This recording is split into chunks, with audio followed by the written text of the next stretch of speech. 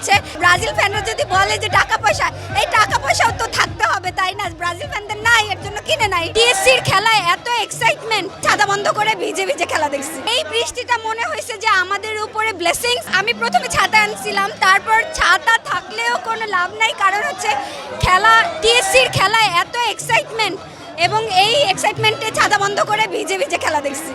বৃষ্টিতে ভিজে খেলা দেখার এই ফিলিংসটা আসলে কেমন? অসাধারণ অসাধারণ। এই বৃষ্টিটা মনে হয়েছে যে আমাদের উপরে ব্লেসিংস, এবং হচ্ছে এই ব্লেসিংস আমরা জিতে গেছি, এবং আমরা ম্যাচ শুধু জিতি নাই, আমরা অসাধারণভাবে জিতছি। ব্রাজিল ভক্তরা বলছেন যে ফিফা হয়তো বা আর্জেন্টিনার প্রতি একটা সফট কর্নার আছে, এরপরে তাদেরকে সুইজারল্যান্ডের একজন প্লেয়ারকে তারা রেড কার্ড দিয়ে মাঠ থেকে তুলে দিয়েছে, এমন অভিযোগ করেছেন ব্রাজিল ভক্তরা। আপনারা এটা কি? আমি মনে করি যে ফাউল করলে সেই দলের পক্ষে তো ফাউল দলই করবে, এর জন্য ব্রাজিল ফাউল দল, এর জন্য ফাউল দলের পক্ষ নিচ্ছে, এবং আমরা জিতছি এটা দেখতে পারতেছে না। আমরা জিতেছি এবং আমরা পরবর্তীতে আরও জিতব।